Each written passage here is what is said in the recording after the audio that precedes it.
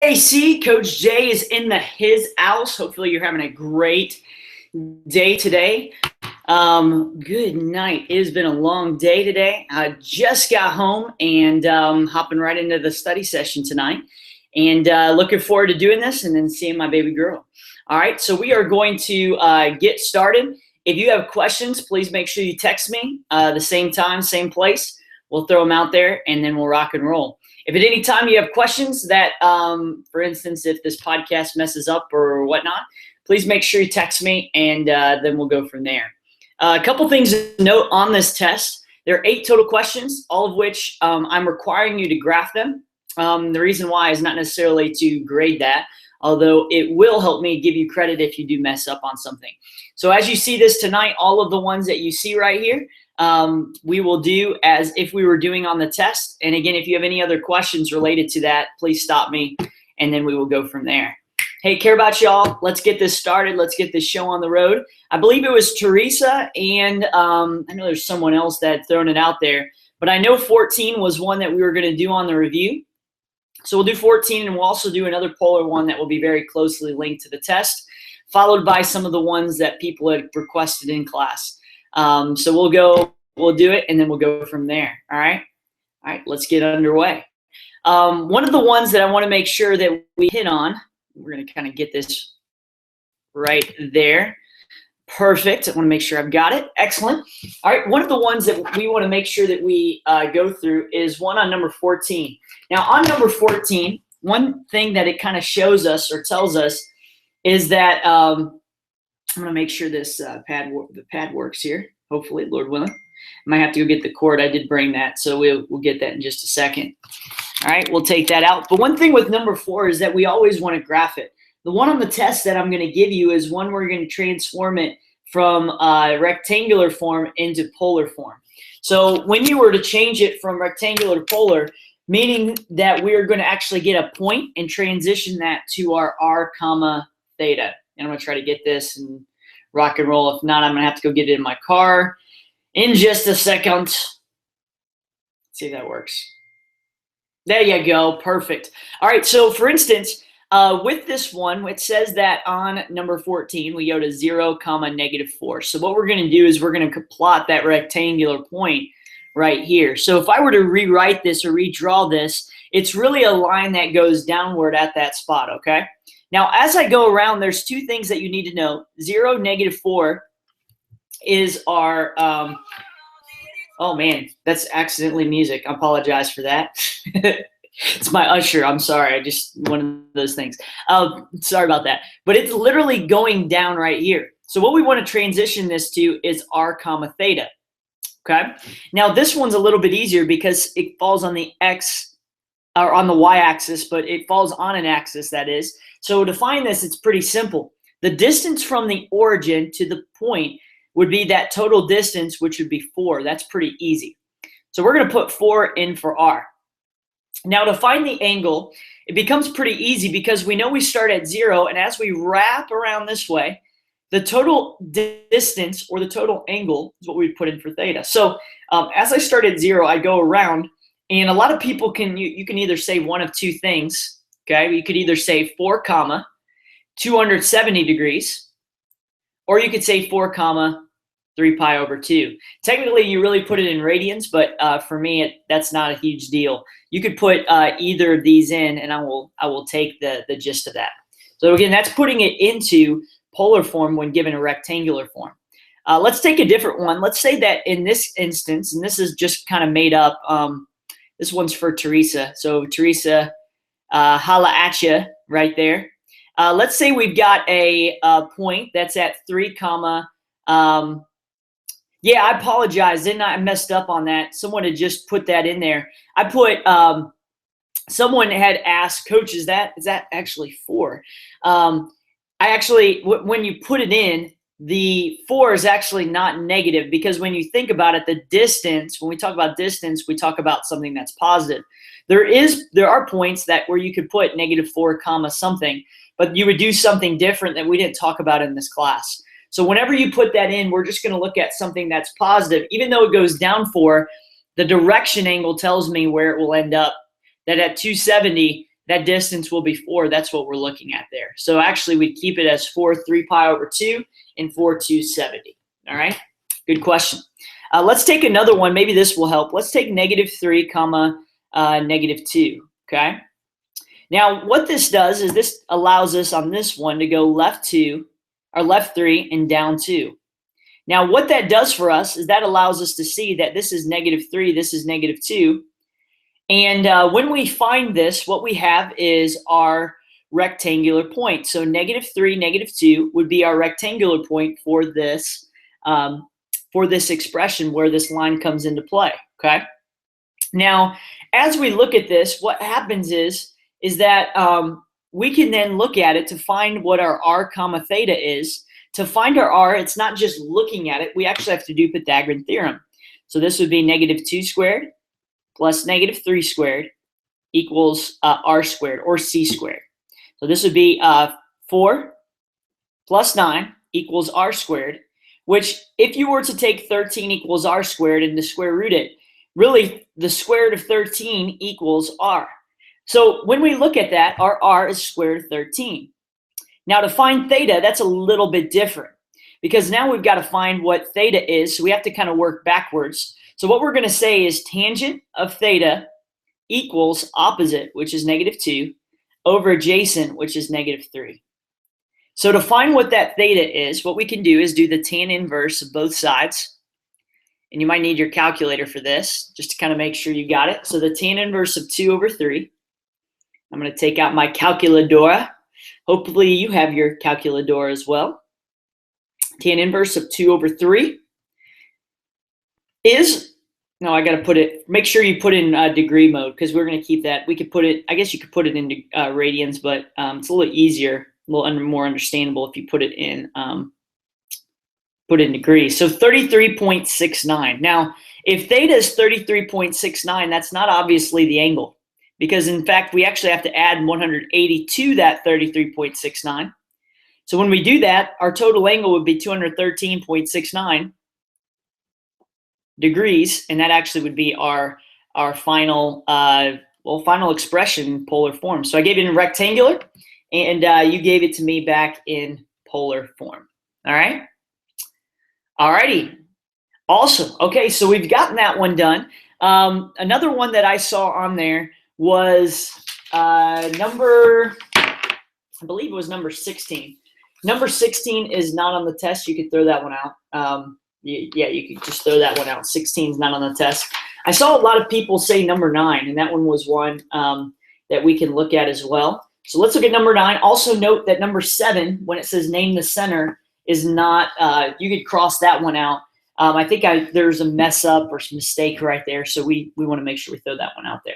Okay, so a couple things first. First of all, we note that this is an ellipse, okay? So we're just going to put an ellipse here. E, got the E there. E for Emmeline, or we could just put Emmy. I almost didn't spell my daughter's name right, which would have been really awkward, okay? So in this instance, we have -2/3 as my center, okay? And okay, let's say our vertex is at 2, 3, okay? So one of our vertex or vertices is at 2, 3, and one focus at 1, 3, okay? So we have one focus at 1, 3. So this is one of our vertexes, and 1, 3 is our focus, okay? 1, 3 is our focus there. All right, perfect. Now, in looking at this, we know we can make just kind of a quick sketch here. -2, 3 would be our center. So we have our -2, 3. We also note that 2, 3, okay, is one of our vertexes, okay? So basically, if we could kind of go back here, what we have is we have a distance of 1, 2, and 3. That's one distance to one of our vertices. To kind of get the other one, we can go to the left 3, because we know that whatever happens on the right side also has to happen on that left side too. And so that distance will have to be 3 as well. Now, as far as my focus goes, my focus will be at 1, 3. So as we go here, we could go, since this one over here was 2, 3, this goes up 1, 3. So the distance between the center and the focus is, and actually as I backtrack on this was actually my fault the way I wrote this.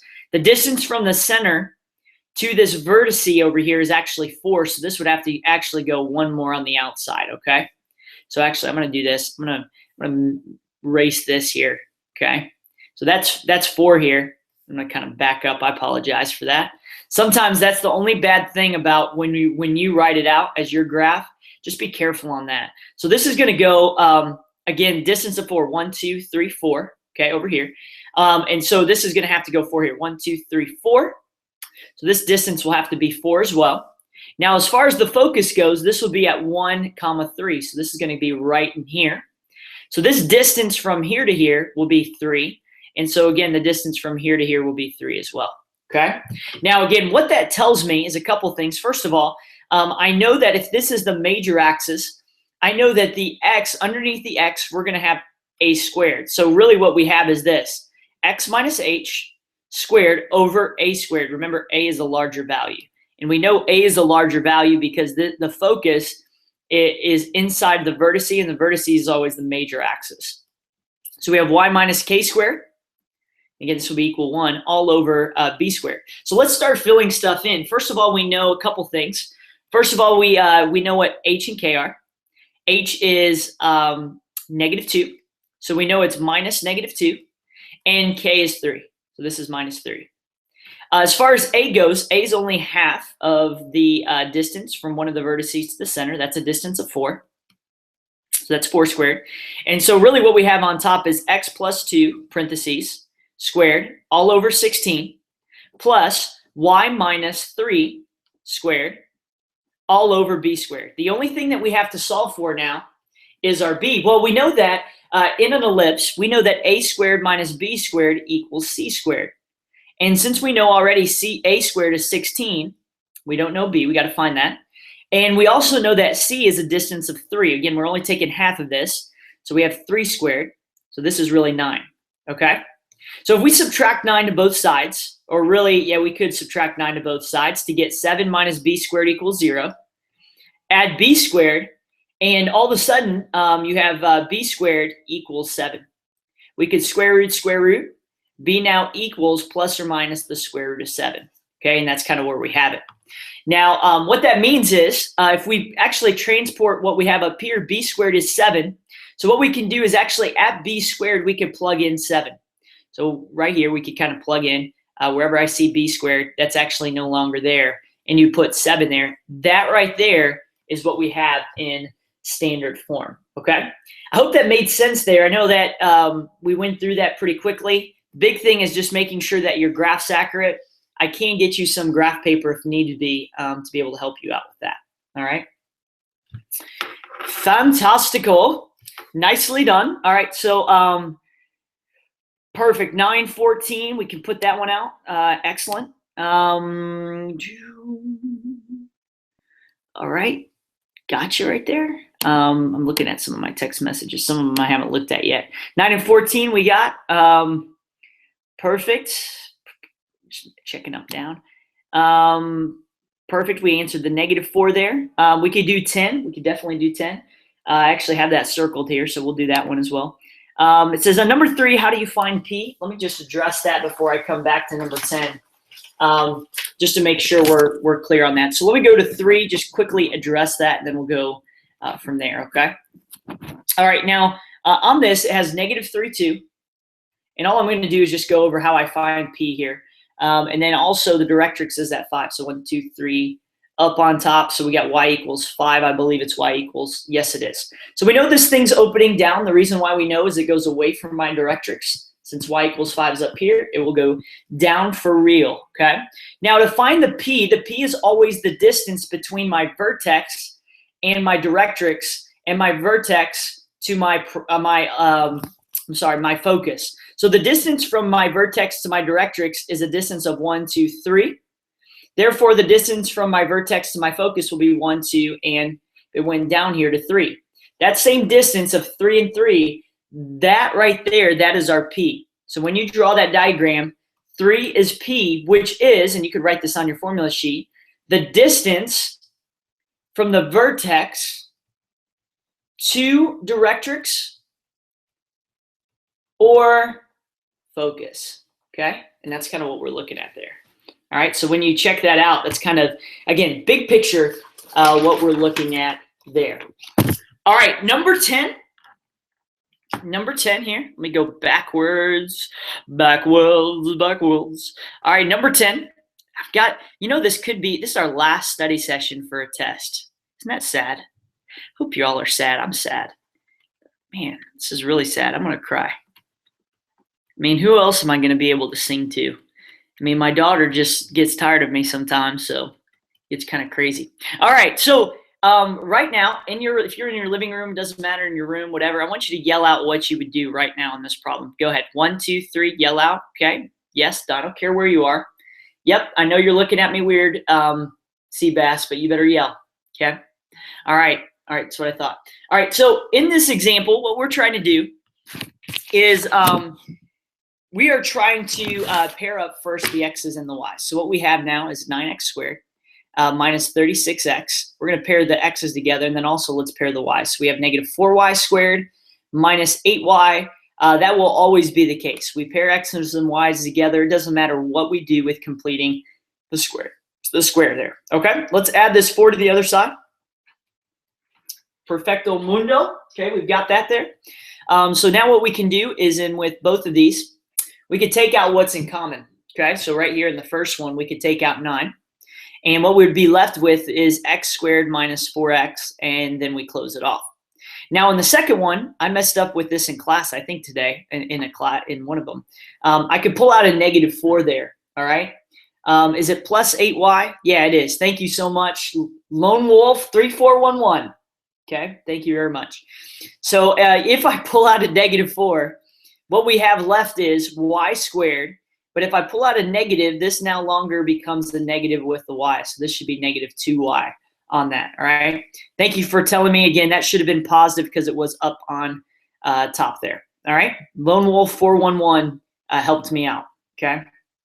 Nicely done. I was a lone wolf, but then also all of a sudden one wolf became 2 wolves, and no longer was I just one wolf, but actually a pack of wolves, all right? So thank you. I appreciate that.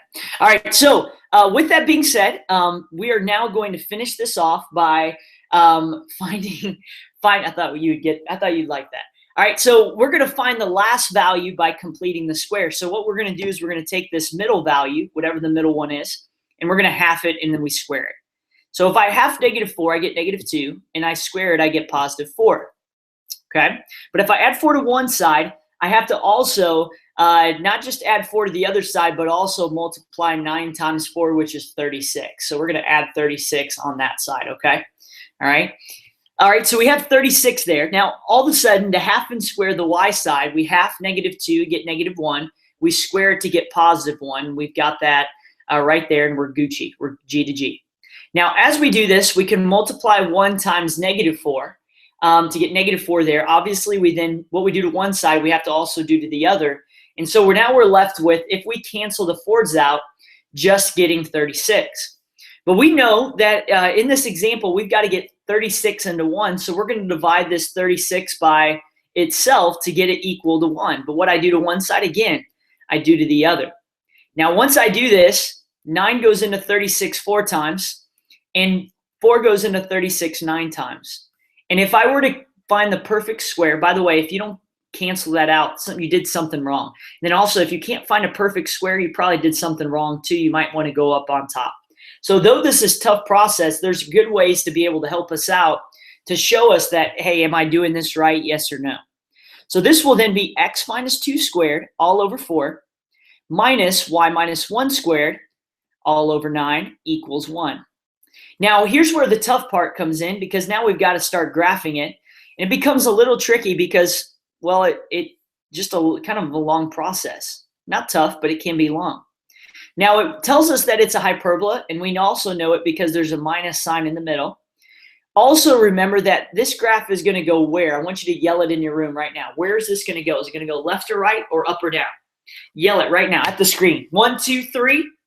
Yes, I hear you, Lone Wolf 411 from 5th grade email. Very good. We can actually use this to find where it's going to go. Since the x is first, we're going to go left and right, okay? We're going to use left and right. And so that's what we're using. Now, this is graphed just like an ellipse. The only difference is we box it in instead of making an ellipse there. So this is going to go 2 to the right and 1 up. So this is going to, the center is going to be at 2, 1. Okay, so we've got that there, 2, 1. Okay, got 2, 1 there. We got that on that side. Next is this. We find out what is A and what is B. Now, a lot of people just use A and B as the same within the ellipse. If that's you, then that's fine. We could say A is the larger one. So, but this is A squared. So A would be the square root of 9, which would be 3. B would be the square root of 4, which would be 2. But all that means is that B, since it's underneath X, is going to go left 2 and right 2. Since 3 is underneath Y, or our A, our larger one, we can go from our center up 3 as well as down 3. But the whole idea is that at this point, we then get our box that we have here. Now, from corner to corner, I can then take it from corner to corner here and create our asymptote, just like so, okay? And since the X is first, we're not going to go up and down. If Y was first, we go up and down. But since X is first, we go left and right. Now, once I get to this, I'm sorry if you hear Emmeline crying. She's crying away right now. Gotta love her. All right, as we do this, we can also see where our vertices are. It's where the parabola touches with the box here. So as I look at both sides of this hyperbola, it would end up being at 4, 1 would be our first vertice, and our second one would be at 0, 1. Okay, check me if I'm wrong. I know it's harder to see on this, but I believe those would be the 2 there. Check me if I'm off on 1. I believe I went over the correct amount there, okay? The next thing we find, not only our vertices, but our asymptote, okay? Yeah, that's right. I'm sorry. So our asymptote is our rise over run. So we can say Y equals, we rise from our center, 1, 2, 3, and we run 2, 1, 2. So to get to our asymptote, our rise over run, and all we're looking for is our slope, is up 3 over 2. So we could say Y equals plus or minus rise, which is 3, run, which is 2, Y equals plus or minus 3/2 X. And that's all I need for that asymptote as far as for our slope, okay? That's all we're looking for is our slope there. Now our last thing, and this is a whole heap of mess, I'll put this on the other side, is our foci. Now our foci is a lot easier than a lot of us make it, including myself. First of all, let's put 2, 1 there, which is our center. That labels our center there. We know that the foci is always inside of the perimeter. Remember, Charlie can't shoot on the perimeter on the outside. He's got to shoot inside the arc because he can't shoot that far, okay? So in order to figure this out, we know that the X is what is shifting. The Y stays the same. Notice, I'm going left and right. The Y stays the same, so that 1 will stay firm, okay? All right, I'm going to need to go get my battery. Hold up just a second, okay? I'm about ready to die. The battery, not me personally, but the battery. Hold up just a second.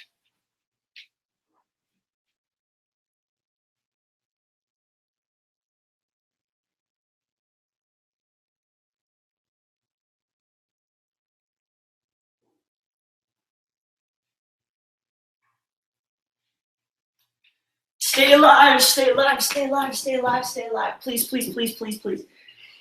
I've got like 0% right now, y'all. Come on, stay alive. Oh, yeah. Nah, nah, nah, nah. Staying alive, staying alive. Staying alive. All right, coming back to it. I apologize. Hopefully you like that song. So Y stays the same. So we have the 1 stay the same, and the 2, we're going to add and subtract something to the X, okay? So we're going to just transform this left and right. So what can we add and subtract? Well, that's a great question because we can actually add and subtract the C, whatever the C is. And to find the C, we can actually find the C by doing A squared plus B squared equals C squared. So we know that A is the distance, which would be, well, we know A squared and B squared are actually down here. Okay, you can even go back there. But A and B are 3 and 2. So we have 3 squared plus 2 squared equals C squared. So we have 9 plus 4 equals C squared, or 13 equals C squared, which is the square root of 13, which is plus or minus the square root of 13. So what we can do is, since we know it only transforms on the X, we can say 2 plus or minus the square root of 13, comma 1, and that would be sufficient for my foci. All right. Now I'll tell you right now, that's a lot of color. That's a whole lot of heap of mess right there. All right. That's worse than prom right there. I don't care who you are. That's worse than prom. Speaking of that, no one's taking me up on the limousine offer. So if you need a limo this Friday night, my Honda Civic, rearing and ready, just got her cleaned. So just give me a call there. I'll take you and your date. Okay. Cheap price there. All right. So that's it. That is number 10. That was a good one right there. And hopefully that will benefit you going forward. All right. Hopefully that helped you, Lone Wolf 43411. Okay. Hopefully you are G to G. Number 4. Ooh, number 4 is a very good one because it's very similar to one we just did as far as completing the square. The only difference is it tells us it's a parabola. There's a hint though. You notice that the y squared is denata, Lone Wolf, denata. All right, so on this number 4, we have y squared minus 4y. Again, I told you, let's put the y's together. The only difference is that now since we have the x and the 15, by the way, this is number 4. Okay, number 4 there.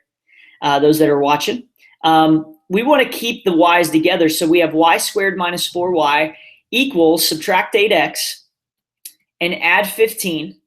And so currently right now we have exactly what we need. Now, the only difference is because the y is the only thing that's being squared, we need to get everything with the y's on one side. Is it negative 2y? My fault. Man, I am just off my game right now. I apologize. That is good. Very good. Was that Lone Wolf that helped me out again? Man alive. Man, Lone Wolf is coming in the clutch. Okay. All right. So because of this, we have the 2y. That's right here. We know that the y's got to be by itself because our form states that if the y is the part being squared, it'd be y minus k squared equals 4px. So this is the form we're trying to get to. So in order to get to that, we've got to kind of put in parentheses and we've got to find what that third value is. So in order to kind of get to this, we can half negative 2 and square it to get negative 1 squared would be positive 1. If I add 1 to the left, I also have to add 1 to the right, leaving me on the right with negative 8x plus 16 equals y squared minus 2y plus 1, and we'll put that in parentheses there. Now, if I were to factor this out, what would happen is what two numbers when multiplied give me 1, but when added give me negative 2, it would actually be y minus 1, or as we say in the hood, y minus 1 squared, okay? Now, as far as negative 8x plus 16, if I were to take out a negative 8, because again, we've got to get this in factored form, because what I didn't tell you is that it should be also, could be, 4p times x minus h as well, okay? So we could take out that negative 8, leaving us with x minus 2 left over. All right, if I'm not making sense, throw that out there at me and we can kind of go at that. But basically, we're trying to get it into a form where we get a value by itself next to the part that's not squared, and then whatever's squared leaves on that other side as well. Now here we're trying to come up with a couple of things. The center vertices, the standard form, we've got that, it's a standard form. The next thing is our vertex, focus, and directrix. So let's graph this. First of all, our vertex will be this transformation 2, 1, right? So we're going to go 2 to the right and up 1. Okay, so we've got that there. We got 2, 1. The next part of this is not only do I do 2, 1, but I know since it's y squared, we're either going to go left or right. But because this 8 is negative, it actually will go to the left-hand side. Now, you don't have to be perfect, okay? Don't have to be perfect, but just try to be accurate with where you're going. You definitely want to be right with the direction because that's going to help you out in just a second. Now, my final thing is we got to determine what P is because we know P is the distance. We said this earlier, the distance from the vertex to our directrix and the vertex to our focus. And so we could find that by saying negative 8 equals 4P. So to find P, we can divide by 4. P equals negative 2, or really we could just say P equals 2. So at this vertex, we're really going to go to the left 2, so 1, 2. We'll put our focus there. So our focus is inside the perimeter. Remember, this is Charlie's shot. Okay, you only can shoot inside the three-point arc. Remember that. That's, again, the focus. And so our focus would be at 0, 1. That's our focus. Remember, there's only one for a parabola. because there's only one arc there. Now the directrix, again, if it travels 2 to the left, it also will travel 2 to the right. So as I look at this, the directrix will be at a vertical line at 4, or we say x equals 4 is our directrix or our vertical line. So as we look at this, our vertex will be at, we already said this already, but 2, 1. Our focus will be at 0, 1, and our directrix will be at x equals 4. Okay? All righty. That was it for number 4 there. Looking at some other ones that maybe some people had stated. Again, I went through 10. I went through that one. We're good there. If you have another one you want to throw out there, you can. I'm actually checking just to make sure that I'm yeah, okay, we're good here. All right, making sure we're all good. Number 5, yeah, did we do number 5? Number 5. All right, yeah, we haven't done number 5 yet. However, I think it was number 6. Someone asked me to do number 6 in class, I believe, on that one. I think it's pretty much the same style of problem. It just says label the foci. I'll do 5 or 6. I can do number 5. I can do number 5. I can do that. Number 12 is another one that we can kind of hit on. The slopes of the asymptote. Right now, what I can do is I'll plan on wrapping up here. If you have more questions, please come and see me in the morning. We can check these out. I've got the answer sheet right here. And in fact, what I can do is I'm going to flash this answer sheet on the up in just a second, and then I'll show you and kind of go from there. But let's do this. Let's do number 5 and 12. We'll wrap it up, and then I'll get back to my daughter, and we'll go from there. And you can get back to studying or whatever you do in that way. And we'll go from there. All right, so let's take a look at this one. The one that I want to really focus in on, number 5. Obviously, we want to put our x's together. So again, very similar. This is an ellipse. So let's go 4x squared minus 32x. We'll put the y's together to get 19y squared, positive, right? Plus 18y. And then we're also going to subtract the 37 on the right side. Now, just like I did before, I'm going to pair these together. Pair them together there, okay? And now I'm going to take out a 4 to get x squared minus 8x, and then I'm going to hold off on this third one. And then over here, I'm going to take out a 9, and I'll be left with y squared plus 2y, and then I'm going to close it equals negative 37, okay? All right, so to get this second value, I can half and square negative 8, and I should get 16, and half and square 2 to get positive 1. But remember, the 16 is hidden, right? Because it's really 14 or 16 times 4 to get 64. So I'm really adding 64 to the right because I added 16, well, really 16 times 4. Same holds true here. It's really not 1, but whatever 9 times 1 is, in this case 9, to get on that right side. So now we've got 4 parentheses. Let's get a perfect square here, which would be x minus 4 squared. And plus 9 times y plus 1 squared. Equals negative 37 plus 64 plus 9 should be 36. So all of that to get us to this next spot, which is to divide by 36 and then reduce to where now we have 9 on the bottom as well as a 4 on the bottom here. So my part is x minus 4 squared all over 9 plus y plus 1 squared all over 4 equals 1. Okay? So there's a couple things that we note on this. First of all, we note that there is a center that we're trying to find. There is a vertice that we're trying to find. There's a minor axis, right, that we're trying to find. And then there's also a foci. So to find the center, we can go opposite. So this would be 4, negative 1. So we're going to put 4, negative 1 in for our center. Now, as I graph this 4, negative 1, I'm going to go 4 to the right and down 1. So we put it here. Next, I note that the a is always a larger one, and it's always the square root. So the square root of 9 would be 3. That is going to be my major axis. So as I look at this, I'm literally taking this and going 3 to the left and 3 to the right, and that will be my major axis. So if you were looking at it, I think this was on the bottom. This one's the minor axis, so be careful. Could think it's the major. The major axis points, we call those the vertices. So just giving you an idea. So those points would be 1, negative 1, because again, this one's greater, right? So this one, you take the square root to get to a. We know it goes left and right because it's underneath x, and those are my major axis points. This is also 7, 0. So this would be, or 7, -1, I'm sorry. And so that would be my vertice as well. Now to get to my minor axis, we can find this, and again, by the way, this is standard form, just giving you a heads up here. To get to my minor axis points, we could take the square root of 4, which gets me 2, so b would be 2. Okay, so let me rewrite that over here. B would actually be 2, so that means we're going to go up 2, right here, as well as down 2. Boom, boom. Okay, so now I've got this right here. So we've got our ellipse right here.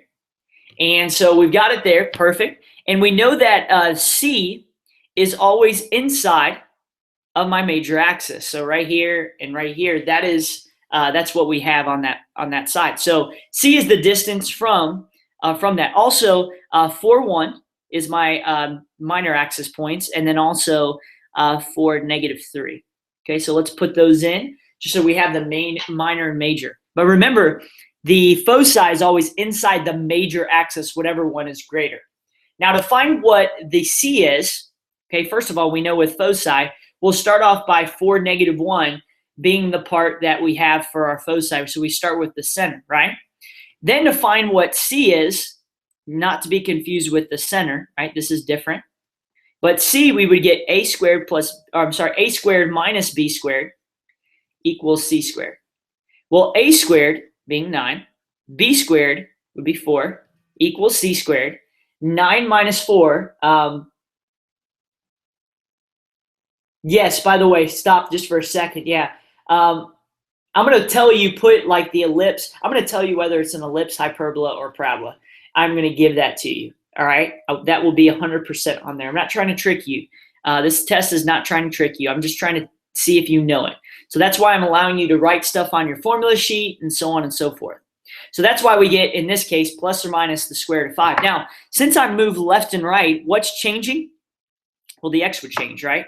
And so what you would do is just change it on the x. So you'd say 4 plus or minus the square root of 5, comma -1. The reason why is because the major axis goes left and right on the for the major axis. So that's why we shift it left or right square root of 5. And that's how we get 4 plus or minus the square root of 5, comma -1. And so that's how I get all of this jazz right here. And that would be it. Okay. All right, last one here, and then we can go. I'll show you the answer sheet, and we'll go forward. This one says name the slope. This one right here is not a hard one. We know that the center is at 0, 0. We also note that the A is associated to the larger one. We'll keep it as that. So A squared is really 4. So A would be 2, okay? Since it's underneath X, we also note that this will go left 2 as well as right 2, okay? So that would be there and there. And those would be my vertices actually because the X is first on that. Because remember the X, since it is squared, we know that since it's first and the Y is second, we know the graph will end up being left and right, not up and down. Next we know is that B squared equals 3. So if I square root both sides, B would be actually the square root of 3. So that means since the B is underneath Y, we'd go up square root of 3 and down square root of 3. Now that's very important because in order to get our asymptotes, here's our graph, right? In order to get our asymptotes, it's very, very important because the asymptote is whatever our rise over run is. And really that's all I'm looking for is the slope of the asymptote. This one right here is number 12, by the way. All right, Lone Wolf, got me there? That one right there, that problem is number 12. So basically the idea is the rise over the run is what our asymptote slope would be, rise over run. So after I graph it, it becomes pretty simple because my rise, whatever would be what would be underneath the Y, would be square root of 3. And my run would be 2 because it ran over 2, right? So we'd have square root of 3 over 2 plus or minus with the X. So Y equals plus or minus the square root of 3 over 2X. And so that's what we would keep, just like that. We would keep that, and that would be what our slope of our asymptote would be there. Okay? All right. I hope that made sense to you. I'm going to hold off just for a second. Does anyone have any other questions they just want to throw out there and get there. Kind of just wait just for a second. I can't do a whole one, but what I can do is just kind of mention one or just do you have any quick questions. So I'll wait just for a second here. Wait. I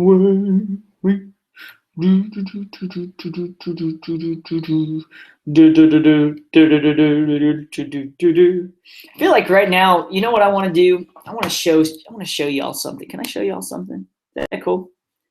All right, I'm going to show y'all something. Let me show you this first. So first off, I want to show you this. Okay, hopefully you see this. This is number 1. This should be online, so if you see it, you kind of go online. But you kind of take pictures of it as you will. If it's backwards, I completely apologize. I think it's regular for y'all. Fruit. This is it right here. This is just the problems we're going through. Some of the ones on the back, I think I added one from like last year. Don't worry about it. It's like 17. Don't worry about it. I won't even show it. All right, so here we go. There's this one. All right, next one. Oh, next one. That's it. Okay, so yeah, that's pretty much it. To finish this off, what I'd like to do is something very important. This is just very important. If you don't think it's important, shame on you. Is all I got to say. But with that being said, I want to show you all something. I wonder if this will work. This may not work, and if so, I'm apologizing. Let's see here. Oh yes, I want to show you my pride and joy. Let me see if this works. I don't know. That may be too much of a glare. Yeah, it might be too much of a glare. Anyway, it's a picture of my daughter, and let me see if I can pull one up. Just because I can, you can get out of here if you want to. Let me see if I've got one, a good one. Pull this up. Too much glare. Let me see. Let me see if I'll pull this up. Pull this up. Oh yeah, here we go. I'm going to show you some. These would be kind of cool. If you, again, feel free. Get off of it if you want to. There we go. All right, check this out. All right, let me see if I got this. Come on, switch screens. All right, here we go. All right, as you leave today, oh my word, this is my daughter. I love her to death. Just love her to death. She is amazing. Let me see if I've got some other ones. Yeah, there's my wife right there, Aunt Emmy. Man, she's awesome. I love that little girl. Let's see if I've got any more of these. Let me see if there's more here. Oh yeah, there we go. There's more. Gotta love it. There she is. Oh yeah, there she's tired right there with me, and she's tired. All right, so with that being said, I hope you all have a great night. If you need any help tomorrow morning, come on, and I'll help you out in that way. Have a great night. We'll see you all later. Bye.